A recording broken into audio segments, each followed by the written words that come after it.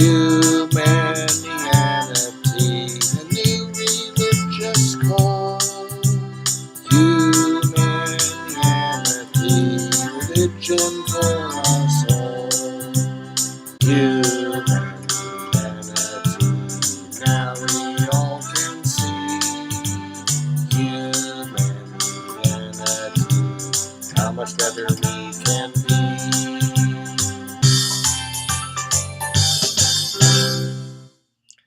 Hi, I'm Bill Van Fleet, and this is Humanianity Conversation number 26, recorded on May 23rd, 2019. It is the 12th recorded conversation with my friend Mike.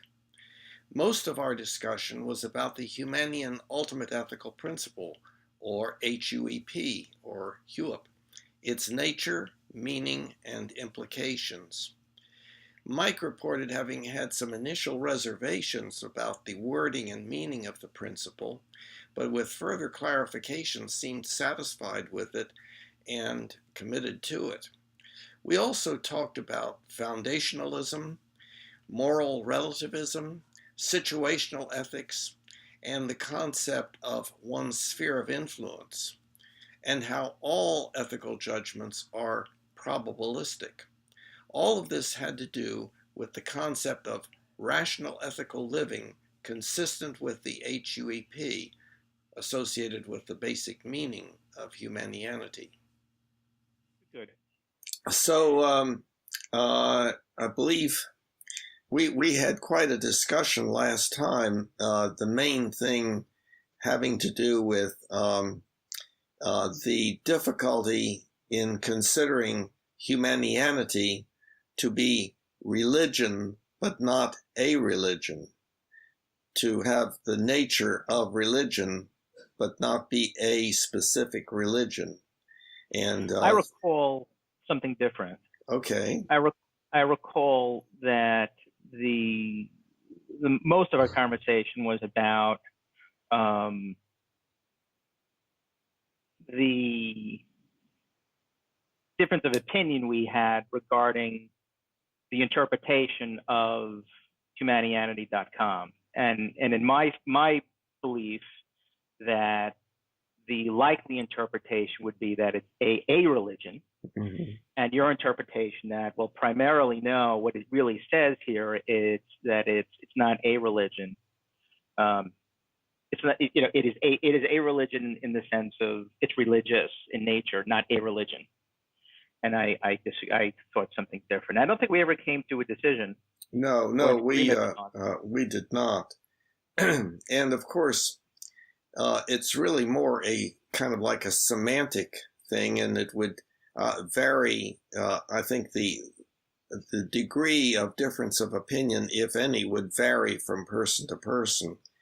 But I do understand that when a person first sees, like the tagline, the religion for humanity, they would most simply say, "Oh, this is another religion."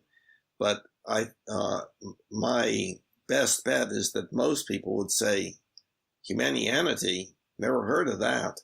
Oh, well, maybe that's just a recommendation, which is exactly what it is. But so, and one of the questions was whether the website should be changed in some way. And you were thinking that you might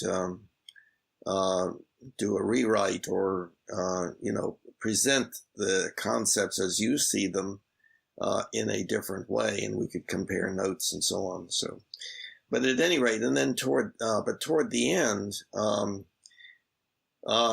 you were expressing some concern about the Humanian Ultimate Ethical Principle, and feeling like it may be a problem for some people, and I would agree with that. In other words, it is not true that currently everyone will agree with the Humanian Ultimate Ethical Principle. I know of one specific example, a person who is an antinatalist, and therefore the one thing that makes the HUEP unacceptable to him is that we should do that which will promote the survival of our species, because an antinatalist believes that bringing people into the world is an unethical act because of the highly predictable predominance of suffering in their lives. And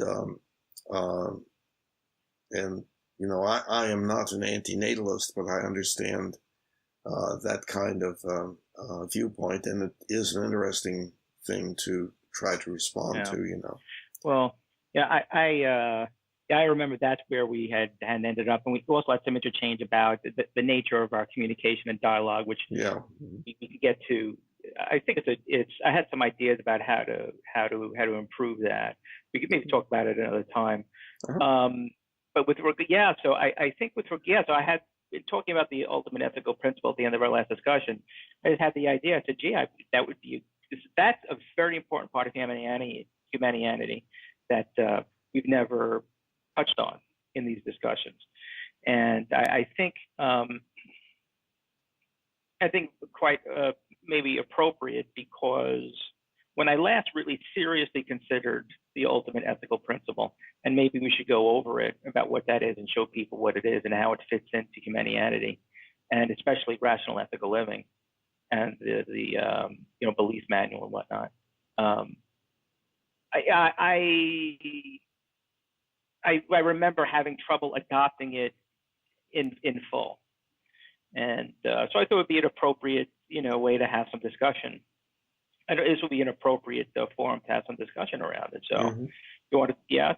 We'll continue with the Humanianity Ultimate Ethical Principle. Sure. Okay, sounds good. You want to take it away? You want to show people what it is and the belief manual and where it fits into humanity, and how do you want to proceed? Well, you surprised me by putting in the belief manual. Let me make a comment about that, however.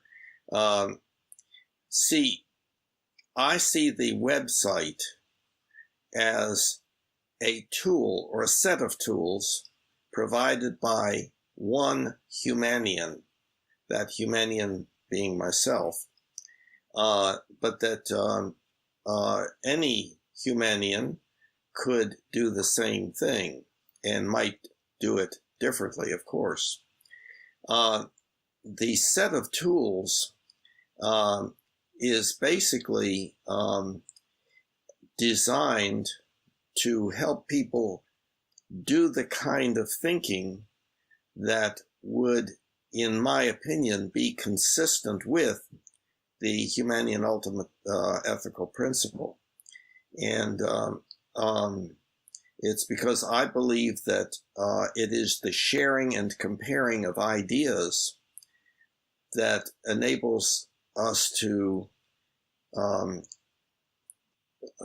develop ever more accurate beliefs and come to closer and closer agreement. And of course, more and more optimal ethical beliefs, as well as the accurate existential beliefs about existence, what exists and how it works. Ethical beliefs being what we should and should not do. Okay, so the belief manual is something I believe you are familiar with it and have actually registered and created your own belief manual in it. And in that belief manual, the tool, it allows you to compare your belief manual with that of anyone else, like myself, or if your wife did the same, you and she could compare and see what you all agreed about, what you disagreed about, and so forth. And you can compare your belief manual with anybody else's in the world that has registered and created their own belief manual. So that's just, however, one part of the total website. And the collection of these conversations is another example of a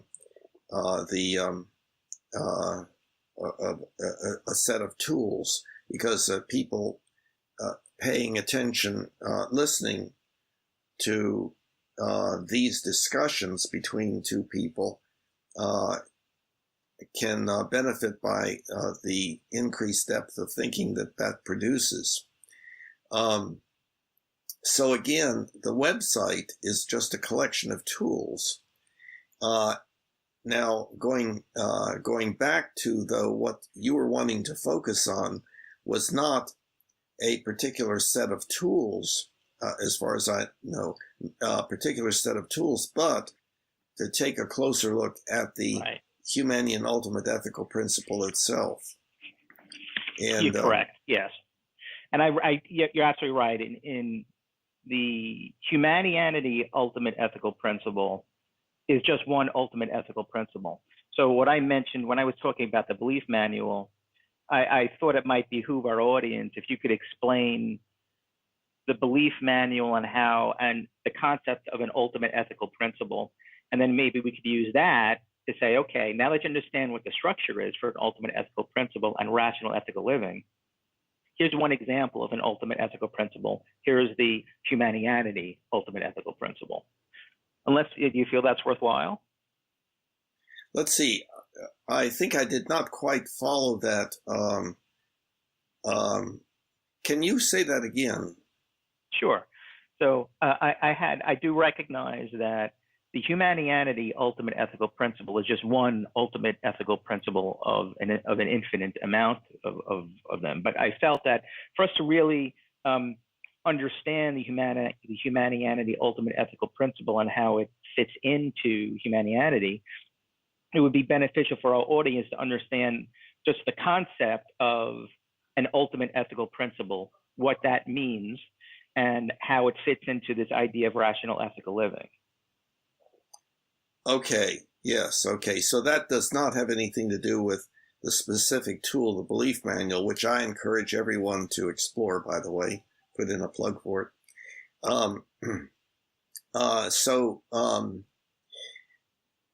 The concept of an ultimate ethical principle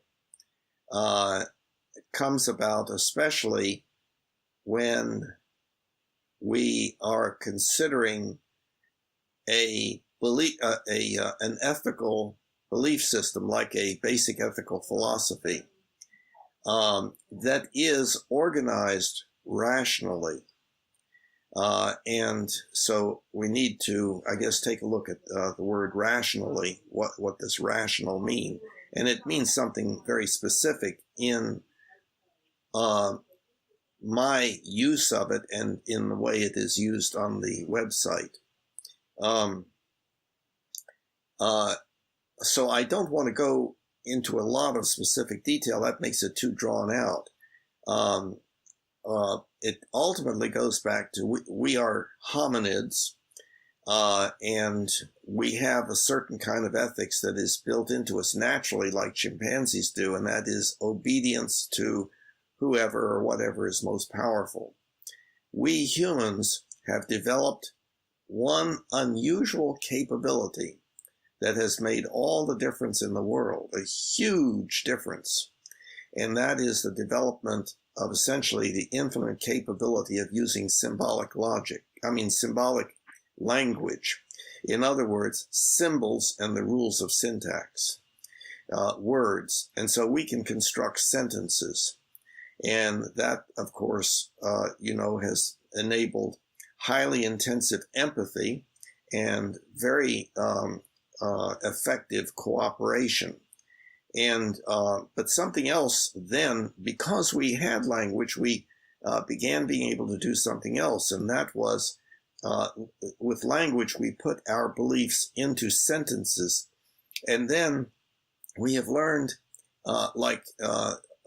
systems of logic, or just let's say logic, and the usual kind of logic is one that involves syllogisms. In other words, if sentence A is true and sentence B is true, then it follows that sentence C is true. Something of that nature. That's oversimplification, but that means that you can have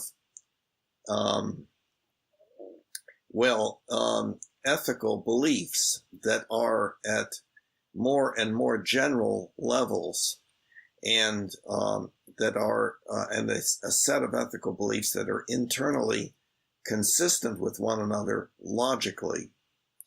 And by the way, the development of symbolic language was an exponential change over the past 200,000 years, or however long our species has been here. And then the development of the rules of logic has been an exponential change occurring in the past 2,000 or 3,000 years. And then we finally came up with the rules of evidence, which have given us, as an extreme, our scientific methods and so on, enabling highly accurate existential beliefs. But that's the overall context. Now, getting back to the rules. Oh, and rationality is the use of the rules of logic and the rules of evidence. So, going back to the issue of logic of the syllogism, I use an example that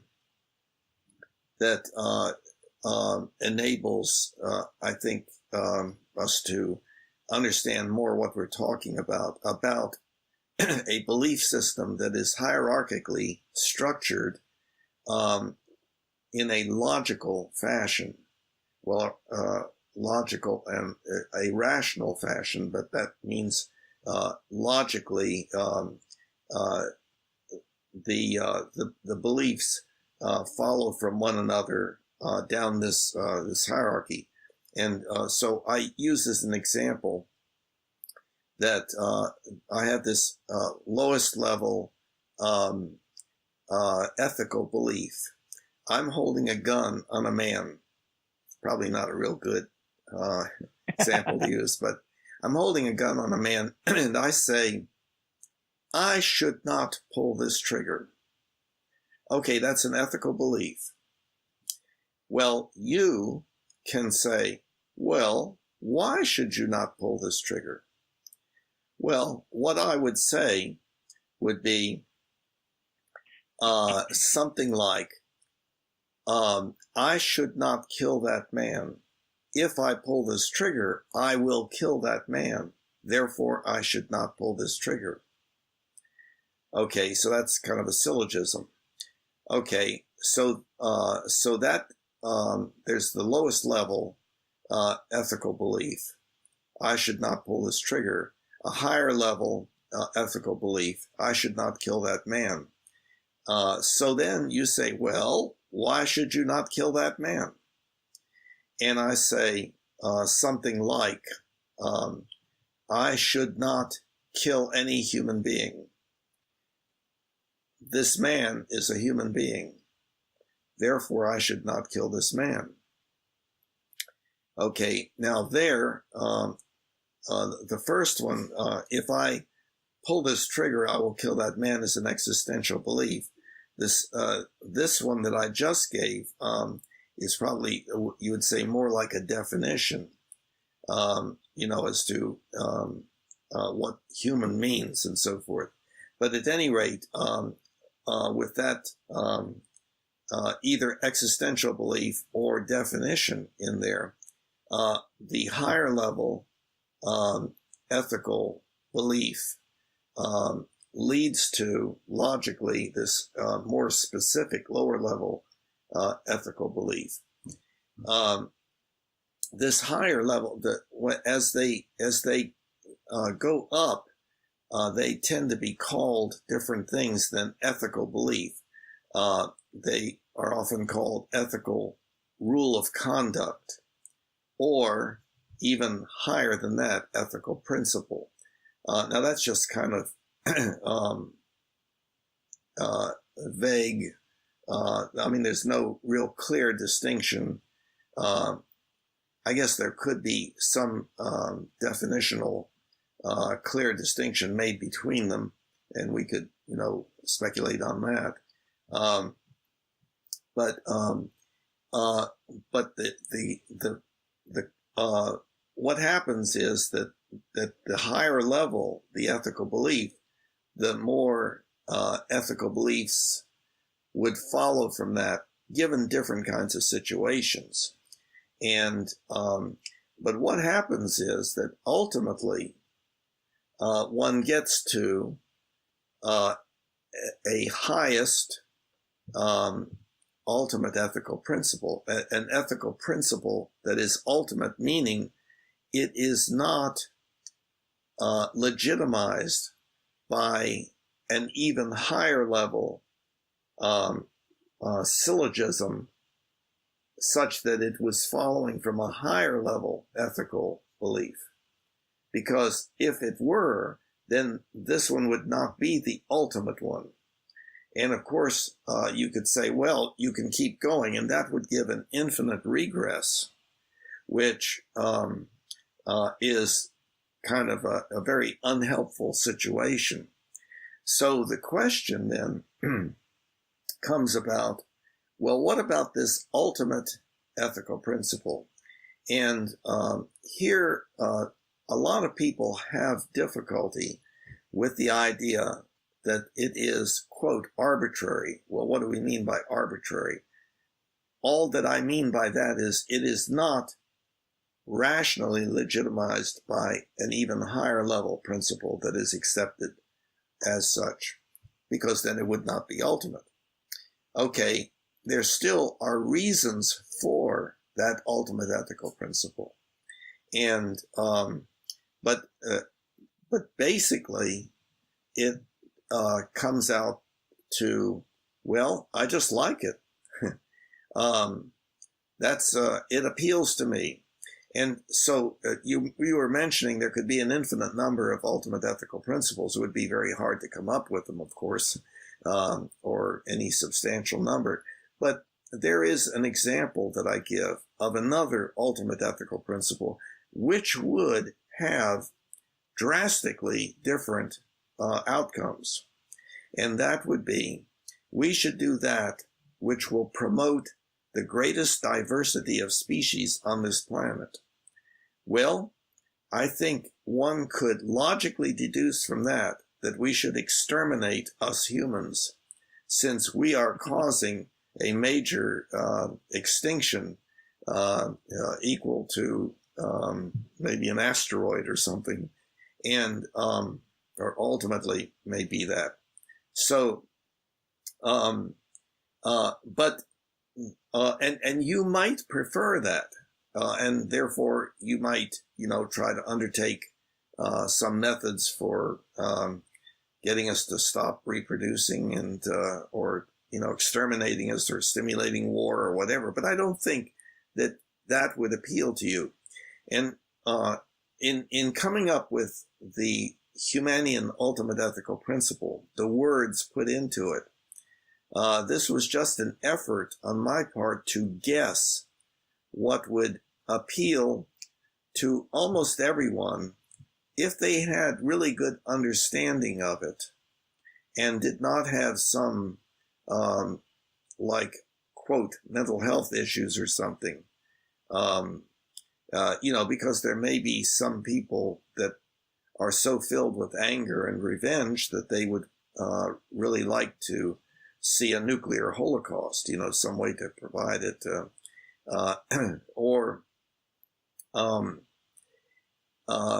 and then there would be other ultimate ethical principles, like I should do that, we should do that which X wants us to. X being, and that would vary though from person to person. My God. No, my God. Well, no, you all. My God. We're not likely to agree on which God we're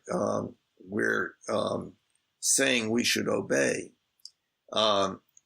There'd be additional problems like, well, how do you know God wants that?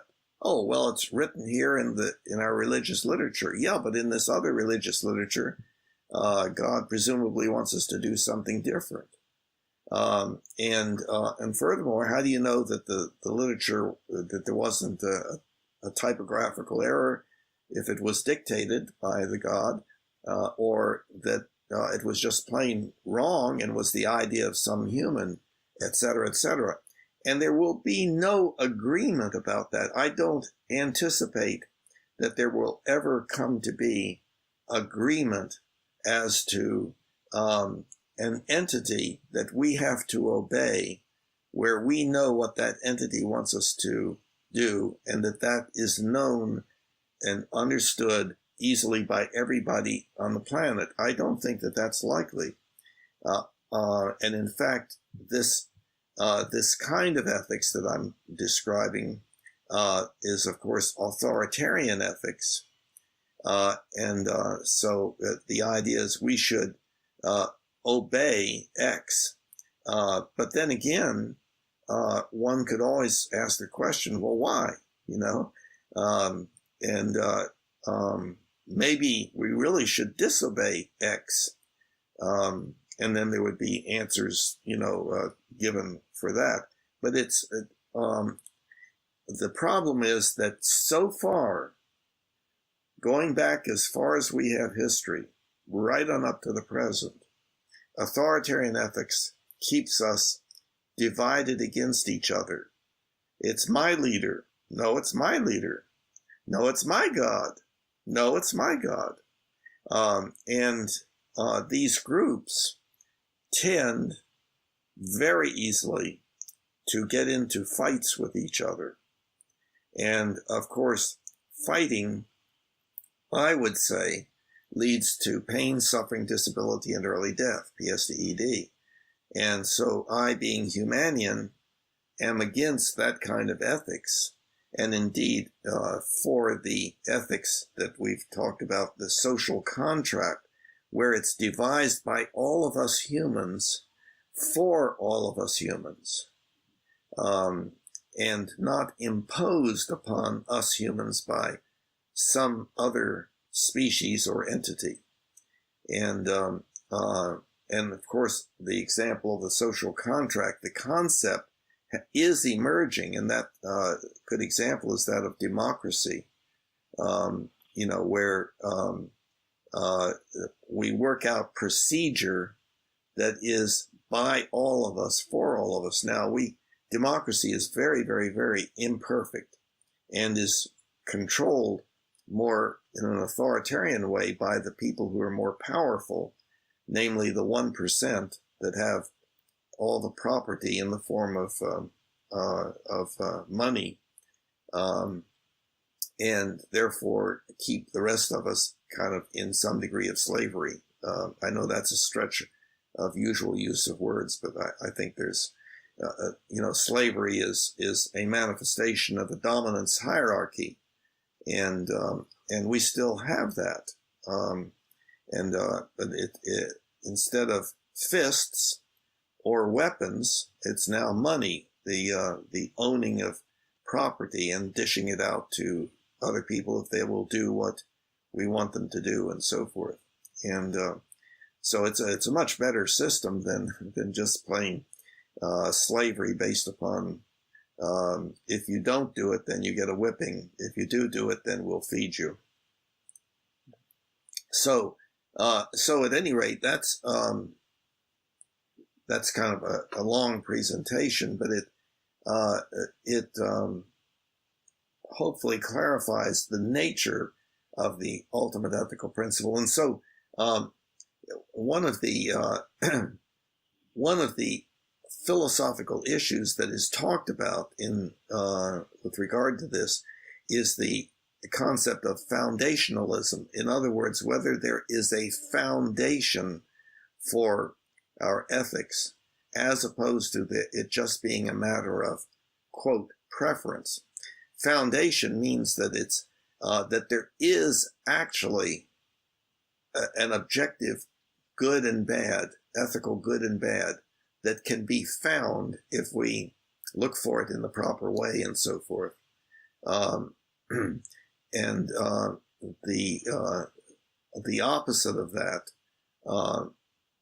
is what I'm saying is actually true, that nobody's actually ever found that, quote, foundation.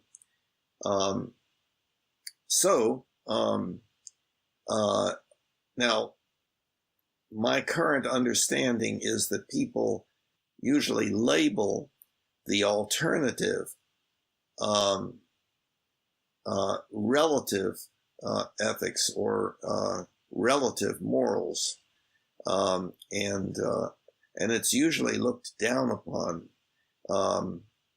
There's another term, situational ethics, and I'm not sure how much that is looked down upon, but it is a perfectly appropriate sort of thing. Any specific ethical decision that is being made is going to be made in the context of a particular situation, and it is true that that we have multiple ethical rules of conduct that may, in a particular situation, be in conflict with each other, and we have to decide, which ethical rule of conduct are we going to obey and not obey the other one. And so these ethical rules of conduct are really just alerting devices to say, stop and think. Because if you're considering doing something different than what this ethical rule of conduct says you should do in such situations, there's a high probability you could be wrong, but not necessarily. And so that means that each situation has to be evaluated in and of itself with these principles. And very often one cannot be certain. Our decision making is always probabilistic. So I think that's kind of a basic rundown of the concept of the ultimate ethical principle and the concept of a rational ethical hierarchy of ethical principles and rules of conduct and specific beliefs in specific situations. So now that you've given that context, I think now we can start talking about, I think, the ultimate ethical, Humanianity version of the ultimate ethical principle. Right. Which is, by your definition, that's really the key to somebody being a Humanian. That really, I remember you saying, to be, in your view, to be Humanian, you have to wait, following. You're breaking up. The transmission is not better. We'll see. It was going on. Now? It sounds better now. Okay. Yeah. So I recall that you saying that in your view, in order for you to be Humanian, your ultimate ethical principle needs to be the Humanianity ultimate ethical principle. And I remember that being really a litmus test that you were applying in the past. Well, so I sort of shoot. Yeah, it's by definition only. It's not something, again, to be tested. It is in other words, it's not like there's Humanianity, and let's see if we can figure out what its ultimate ethical principle should be. No, it's not that. It's simply if an individual or a group or a nation or our species has that as its ultimate ethical principle, then to that extent it would be considered Humanian. See, so so it's not, does the ultimate ethical principle follow from something in Humanianity? It's that the definition of Humanianity is of Humanianity is the emergence of this new ethics that is based upon the social contract, where there's an effort to live in rational consistency with this particular principle, which is just a set of words that a particular Humanian put together because he thought that this would probably be what most people would agree it should be. And there was some reasoning that went into the terms. I wanted to make them as kind of basic as possible rather than ambiguous terms. And so each of them is sort of defined on the website. Right. So whether by deduction analysis or by definition, you can't talk really about, I guess what I'm trying to capture here is that, in your view, you can't really talk about Humanianity and being a Humanian without talking about the Humanianity Ultimate Ethical Principle. They go hand in hand. Yeah. Is that true? Yeah. Yeah. Okay. Yeah, by definition. By definition. Right, by definition. So given that, that's why I thought when we were talking about last time we talked, I mean, we've had all these discussions and we've never talked about the Humanianity Ultimate Ethical Principle. Mm-hmm. So I think that would be an important, place to start. Mm-hmm. Yeah. Yeah. I've had this discussion with other people, but it is something that would automatically come up in any discussion, kind of like, somewhere along the line in exploring the Humanianity concept. Yes. So. Mm-hmm. So given that, I mean, you want to, since you've talked about it with other people already, that it may not be prudent for us to discuss it here maybe a second time. I think that'd be up to you. I'm open to doing whichever.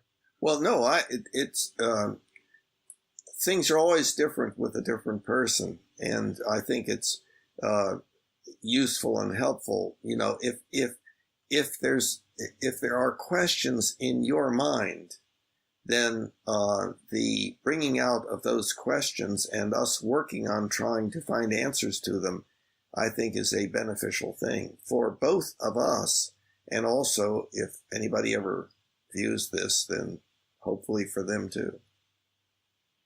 Okay, that sounds good. So, do you want to share your screen and talk about HUEP? And HUEP means Humanianity Ultimate Ethical Principle. That's the abbreviation. Right. HUEP. Yeah. HUEP. Uh-huh. So that's something you want to do? Is that a way forward, you think? It's a possibility, but I guess I would want to first ask whether I'm correct that last time you said that that you had some difficulties with it, and if so, right.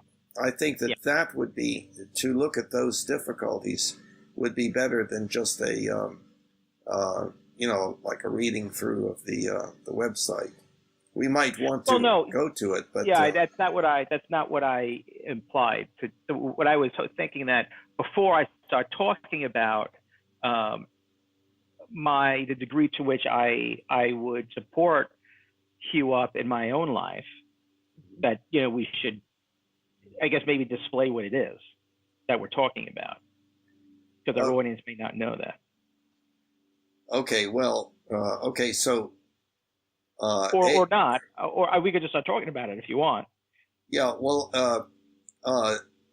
just briefly, HUEP, Humanian Ultimate Ethical Principle, is just the highest level ethical principle, and it is something like we should do that which will promote not only the survival of our species, but also as much joy, contentment, and appreciation as possible, and as little pain, suffering, disability, and early death as possible for everyone, now and in the future.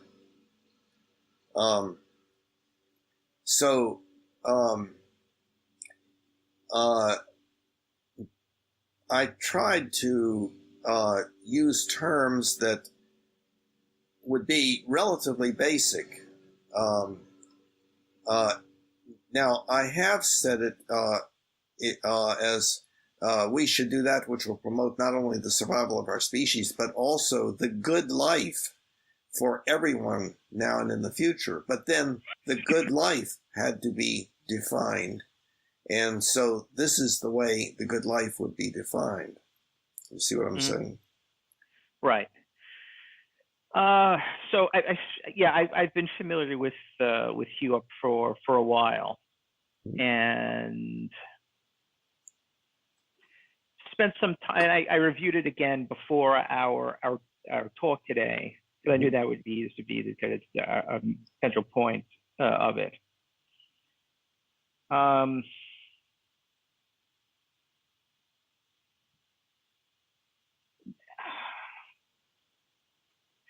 And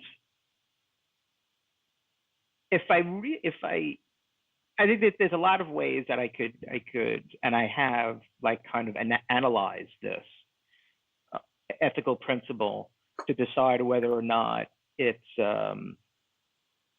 would be like a good idea. And I'll go through some of those ways just for, so I think it'd be beneficial. But I think that if I just take this statement on face value,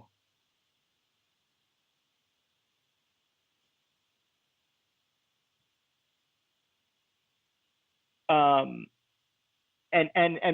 I'd like to, before I say this, I want to kind of add, there's one word here that I'd like to add that I think would be my ultimate ethical principle, which is the idea of try. And I think that might be implied here, but I want to make sure. So would a valid reading of HUEP be, we should try to do that which will promote not only the survival, et cetera, et cetera, et cetera. Yeah. This idea that we should try to, even if we're not perfect doing it, it should be a guiding ethical principle in our lives that we should try. Yes. Is that what you mean? Yes. And I have, thought about that. What I was trying to do was to make it as simple as possible. And I can't discern a difference between the two principles, whether try to is put in or left out, because I think that is involved in the word should. Should does not mean that that's what's going to happen. Right. Yeah. And by the way, we mentioned last time the Humanian prayer, and I did put it in there. Maybe I should recite that, or. Well, I'd like to stick on this one thing and talk about why this idea of should is, I think, could be read that we should, under all circumstances, I think somebody could read into this, and I could too, that what you mean by should is that it's written in stone and it's always the best thing to do, and no matter what happens, it should always be implemented. And when that was my first, back a couple of years ago, probably at this point, I think that was one of the ways I interpreted it. And I remember having an issue with the idea that we should do that. And I could think of some situations where this dictatorial notion of should, which is what I was reading, may not be the optimal thing. Okay. So you're saying that's why I thought, but I understand that in talking to you more about it, I seem to understand it's like you have your idea here, and your intent is that what you mean by should is we should try all the time to implement that principle in all our behaviors. Yes, that's correct. Right. And there's also another way of discussing this that makes it even clearer with regard to the issue of non-foundationalism and it being just a preference, and it has to do, and this is on the website under specific intro, that words like should and ought to have another part of the sentence that may or may not be included, and it begins with in order to. And so an example would be, let's say we have a group sitting around a table, you and I are there, and I say to you all, hey, you all, why don't we go to Carowinds? I think I would like to do that. Would you all like to do it? And let's say everybody said, yeah, that's good. Okay, then what should we do in order to carry that out? Who should drive? When should we meet? And so forth and so on. So we can then take out Carowinds' suggestion, and I can say, hey, you all, how would you all like to try to really promote not only the survival of our species, but as much joy, contentment, and appreciation, and as little pain, suffering, disability, and early death for all of us now and in the future?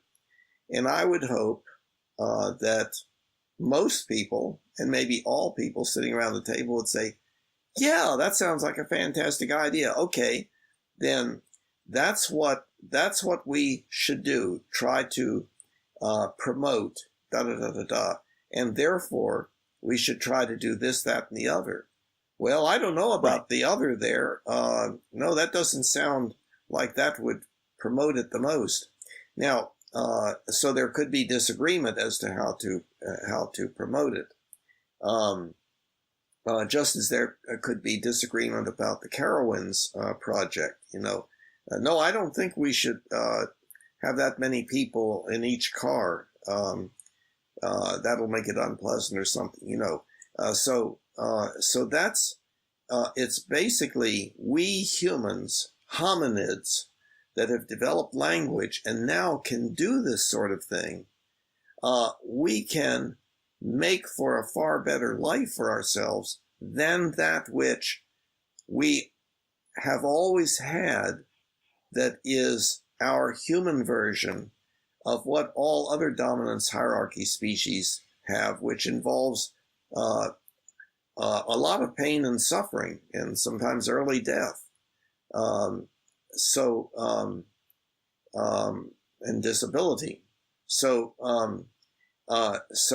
we humans now are a hominid species that by virtue of our language and then the things that have followed from that, our rationality and our rules of logic, rules of evidence, and ability to cooperate, therefore, and really understand how to do things, we now can actually turn around and try to understand ourselves, understand what is inside of ourselves, namely a lot of stuff that is fine for promoting evolution, but causes pain, suffering, disability, and early death. And that's primarily our tendency, our dominance hierarchy tendency, our tendency to struggle for dominance, our tendency to develop anger as a motivational state to be involved in that struggle, hostile behavior that motivational state produces. And then when one of our species is hostile to the other, there are four possible outcomes, and they're in the chapter on rational ethical anger prevention in book 1 on the website, and so on. So we can decide to do something different than fight, and a lot of our religions are acknowledging that by virtue of not using any of those words, but by use of the word love. We need to love one another. We need to love our enemy. God is loving, and we can feel loved, and so forth. And what we're trying to do is to get away from this stuff that causes PSDED, pain, suffering, disability, and early death. And let's see. So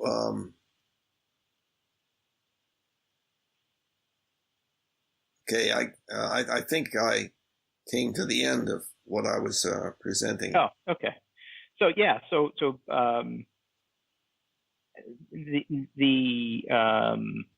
was saying, so one of the aspects of HUEP that kind of caught me was the idea of should, which I just talked about, but I also now remembering and understanding better what I interpret you to mean here is that we should try.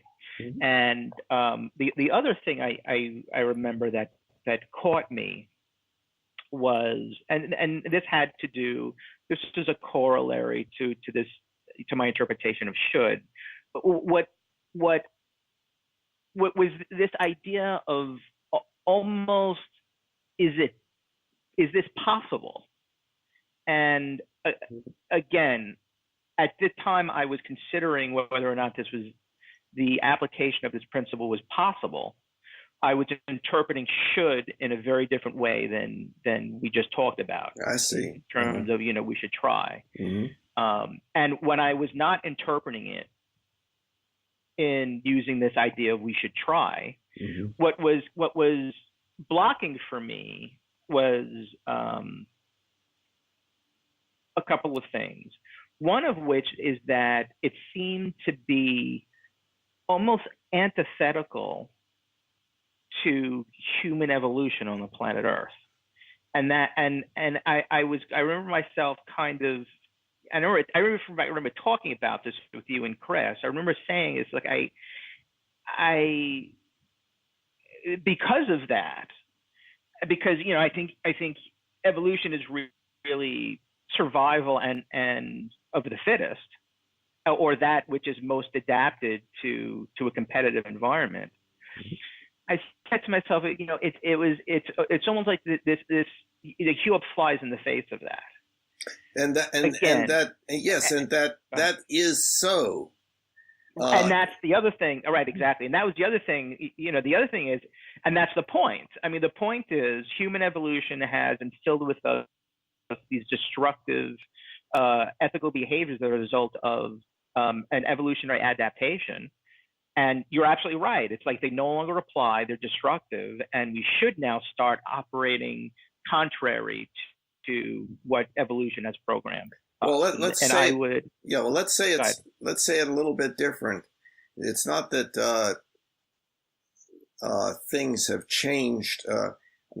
Yes, it's that we are basically hominids doing stuff which makes us feel great and doing stuff which makes us feel terrible.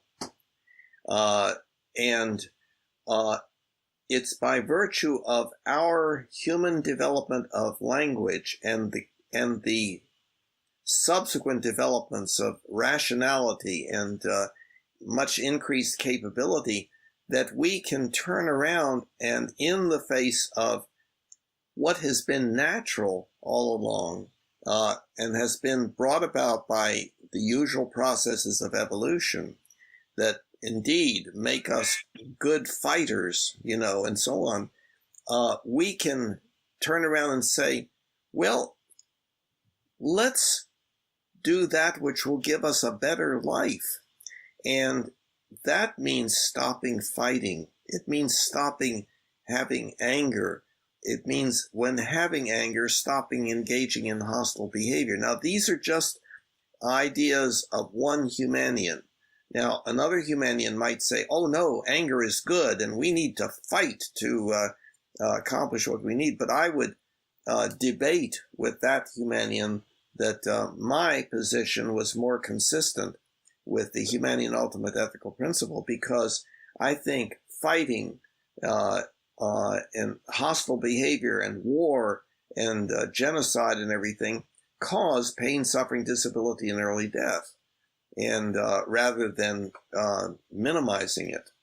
And so it's so we humans have this capability of indeed turning around and saying, well, this is what has made us who we are, but we can work on modifying ourselves, because we know that we can modify our behavior because our different cultures modify our behaviors in different ways. We are taught by our cultures, initially the family culture, and then the wider culture, and the culture in general, of what we should and should not do. And that varies from culture to culture.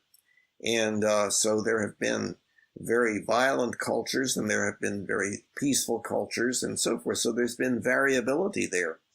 And we can take a look and see that, and also see the tremendous variability with regard to how anger is dealt with and handled and so forth among individuals, and say, you know, we could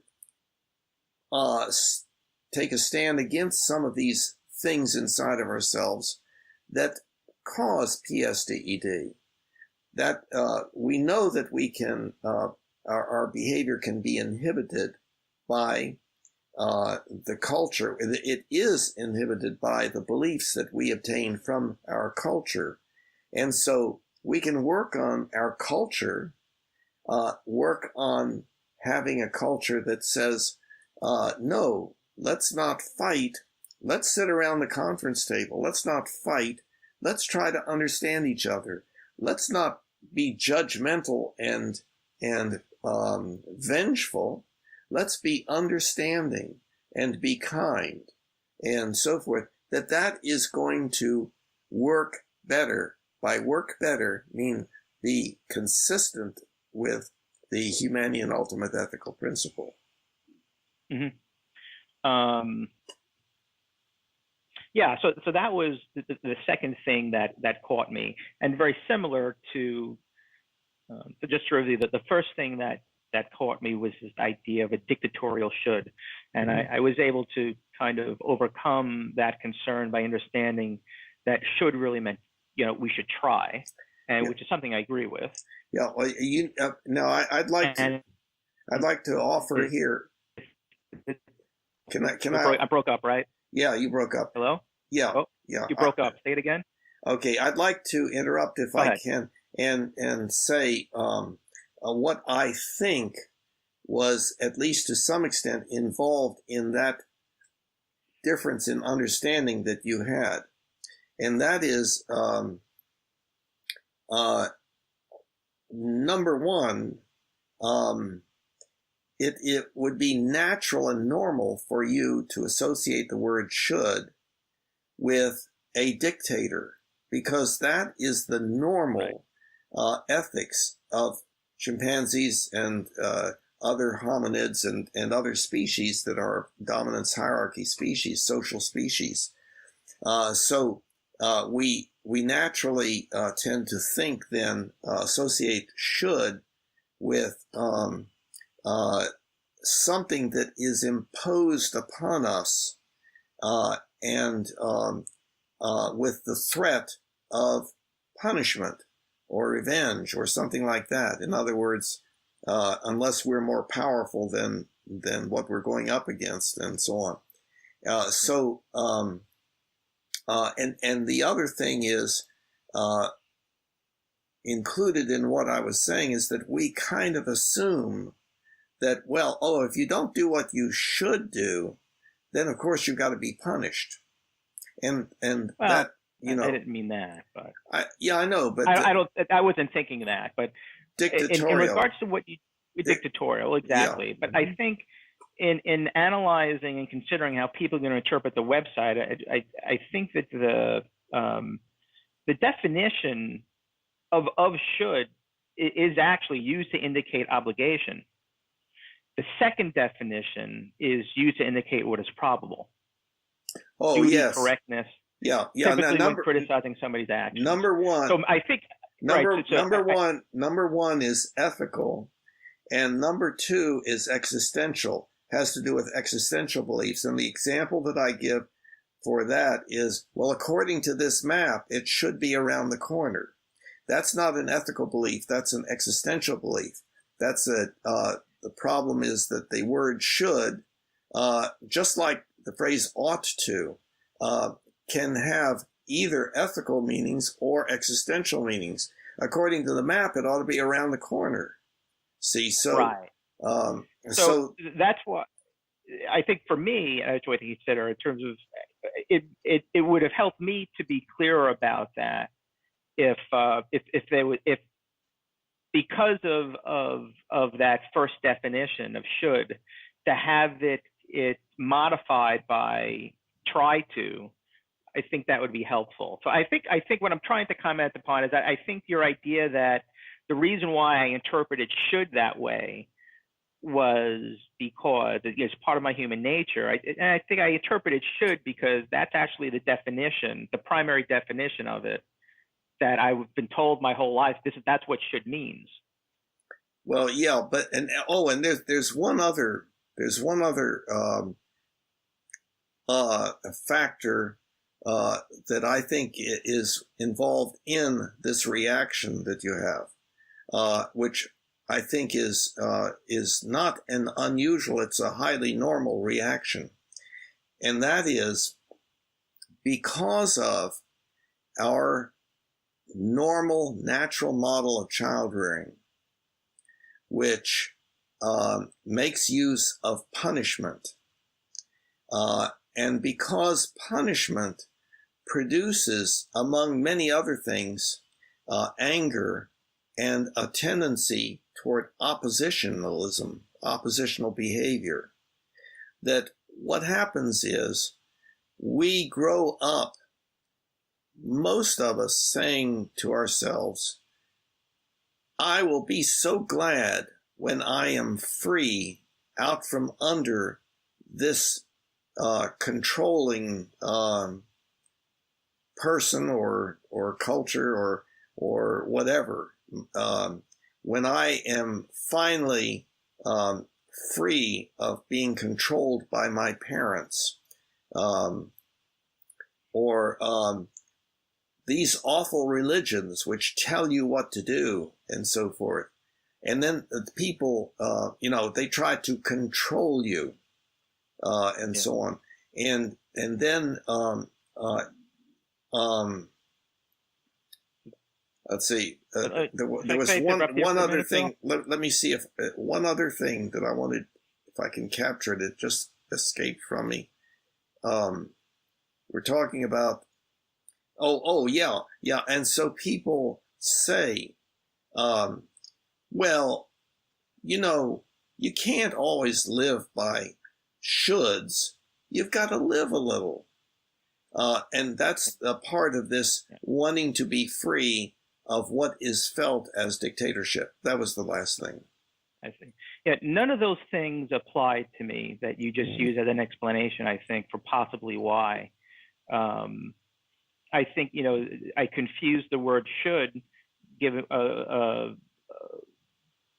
I confuse your meaning of the word should just because of that definition I showed you of should. And with regards to why it was problematic, wasn't because I felt it was being dictatorial or I had need to get out from under any kind of cultural, dominance. This is what I should do.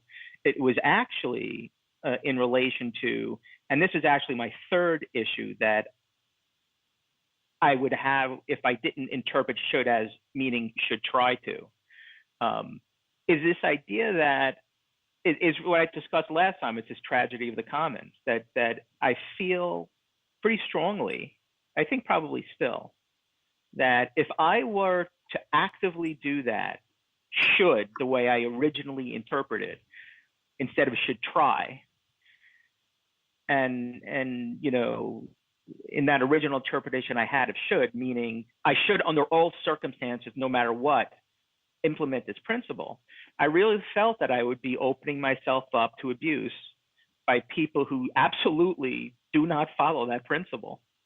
And I felt it would compromise my ability to protect myself, and it would be injurious to me. Yes.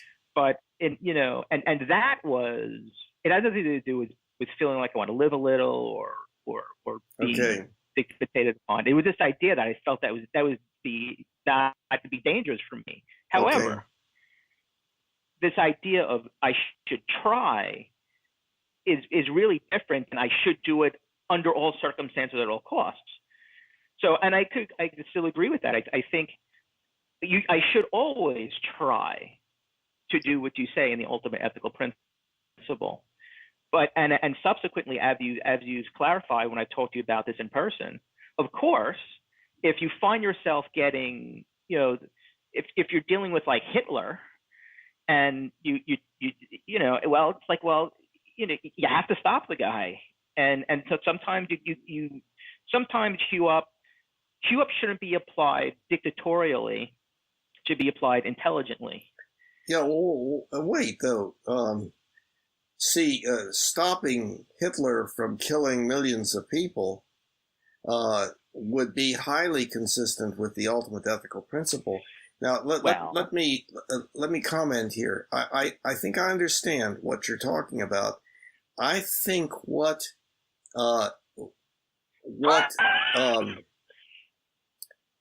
may be happening to a certain extent, and then I have an additional thought on that, is it may be that you are regarding the Humanian Ultimate Ethical Principle as being, quote, altruistic, or something like the greatest good for the greatest number, or something like that, utilitarian. Now, as an answer to that, I think in the first place, remember that the principle says for everyone, now and in the future. Now, everyone includes the self, so it's not at the expense of the self. And the second thing, and very important, is on the website, it talks about the concept of the sphere of influence. And that's something, since you've been going to the website, you might want to take a look at that one paragraph. It's on the general intro page. Yeah. But it is highly relevant to what you're talking about. That certainly didn't, what you suggested didn't apply to my interpretation of HUEP from what I just said. I don't see it to be, altruistic in that sense. I do see it to be that I am also included in everyone. Yeah. But it was just this idea, like I said, that I'm not living in that world. Other people. It was a tragedy of the commons. Why should I do this? I'm going to get hurt because no one else does it. So I felt that, but this was in the past. Since I have understand better what is meant by should, I was able to get over that. Yeah. Well, as an example, for instance, it might be true that if everyone indeed was doing a particular thing, oneself doing it also would be doing something good, but that if everyone was not doing it, then you doing it could actually have more negative consequences, especially for the person that you have the greatest effect on, namely yourself. And so therefore it would not be consistent. It would not be consistent with the ultimate ethical principle. So, and there's always the issue of probability and balance. For instance, it may be that complicated things. You can construct situations that are complex, like, for instance,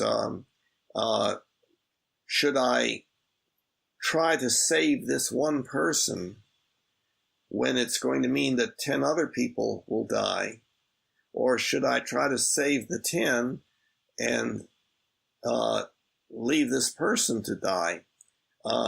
There may be circumstances where you can't tell what the difference is going to be. You don't know. See, you can say about every bit of behavior, anything that you conceive of yourself as having any voluntary control over, you can always ask the question, should I do it or not? That doesn't mean that the question is answerable. We are always doing something. You're moving around right now. You're engaging in various kinds of behavior. Should you do what you're doing or not? It's not necessarily answerable. That's where a lot of, quote, freedom comes in, freedom from ethical constraint of behavior. But just because there are lots of things where you don't know the answer, you don't know what's best, and you can easily make a mistake, or it may make no difference whatsoever, there are other situations where it's pretty easy to figure out that, that what I'm contemplating doing or would really like to do would not be the best thing or the right thing or the good thing to do using the HUEP. You see what I'm saying? Right. Yeah, absolutely. And the idea, like I would characterize what you just described as an intelligent, rational application of the principle, and not a dictatorial one that I originally interpreted it to be. So, and as I continue to kind of think about it, I kind of when I'm kind of thinking about how I approach situations and how I approach people. I think the implementation of HUEP is something that I think it's typically how I would approach a situation. And moreover, I think it is a so for example, whenever I in business or with anything or in a relationship, I'm always considering, like for lack of a better word, the other person's position, kind of win-win, make it worthwhile for them. I'm thinking about how my action is going to impact them negatively in terms of TSDD. So when I started to really think about how I behave and how I approach things, I kind of saw HUEP as it's almost like I feel like it's the way I want to be and the way I want to behave. And what's happened in my life is, to be honest, I have been hurt and injured so many times that the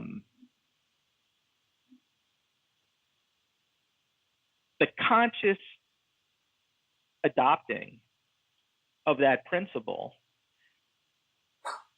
which I really is reflective in a large, not of course not completely, but in a large way of my character, it's like not palatable for me anymore, because I interpret, in a lot of the times in the past when I have considered others with regards to their TSDED and whatnot, I've gotten just, these people were not adhering to the same principle.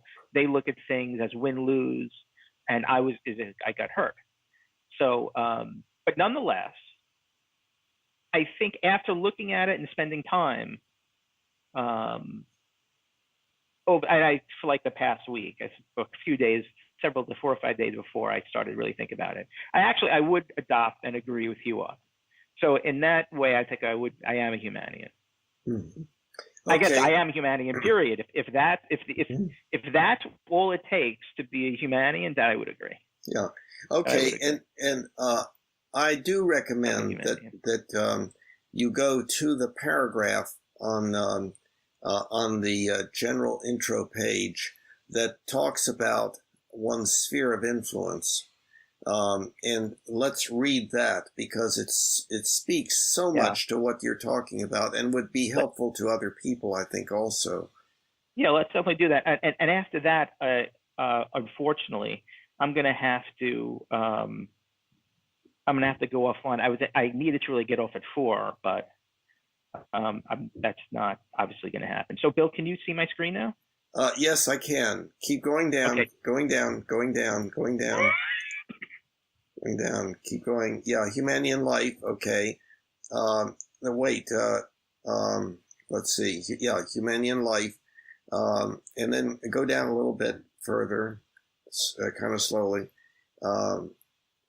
Keep a little faster. That's right. Okay. Oh, wait a minute. Let's see. I think this may be it. There it is. Yeah, there it is. There it is. Let's read that out loud here, because I don't think others can see your full screen on my recording. Sure. If I read it out loud, it's going to be difficult for me to digest it. Okay, let me read it out. I'll do that. Let me read it out then. Okay. Quote, making the world a better place, end quote, is defined here as bringing about more JCA, joy, contentment, and appreciation, and less PSDED. For each of us, our, quote, sphere of influence is defined here as all of those individuals, including ourselves, upon whom what we do has some effect. The outer boundary of one's sphere of influence is indistinct and unknown.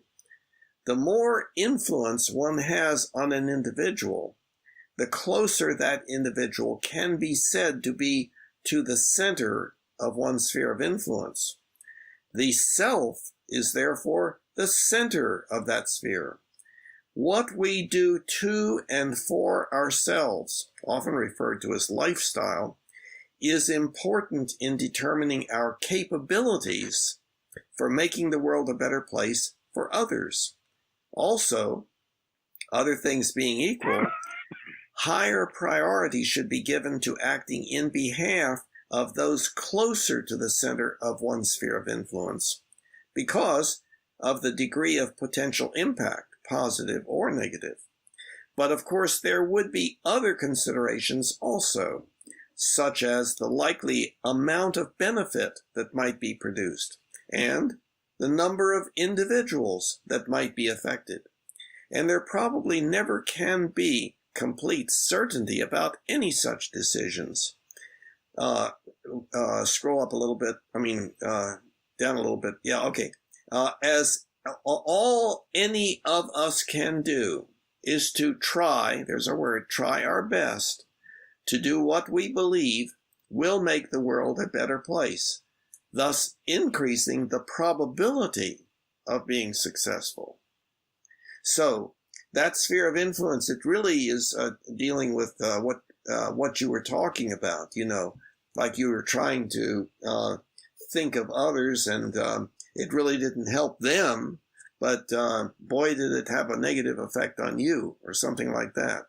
So you have to take care of yourself, because you're the center of your sphere of influence, and okay. Your effect on yourself is the strongest of any effect, that you have on people.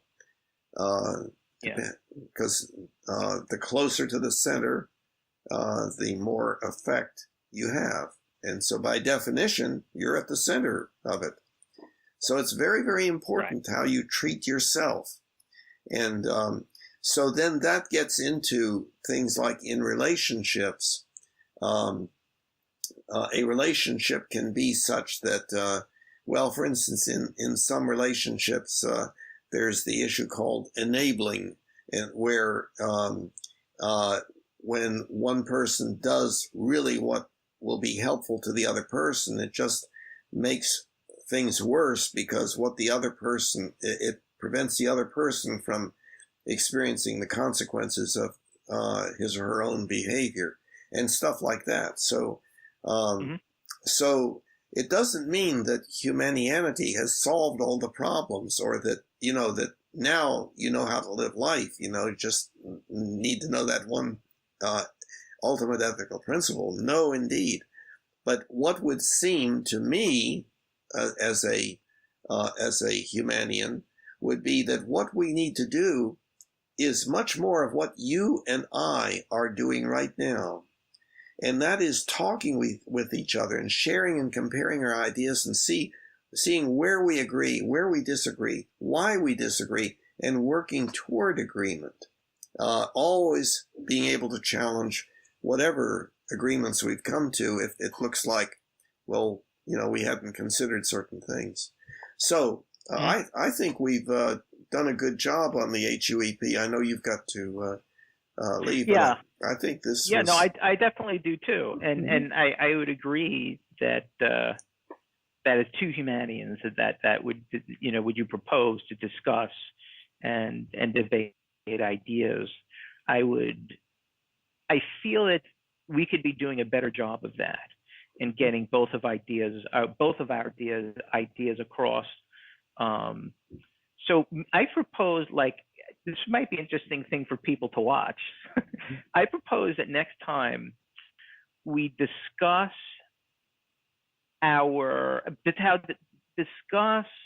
ways in which we could be more effective doing that in this forum, understanding your ideas, understanding my ideas, and coming to agreement or disagreement and discussion of them.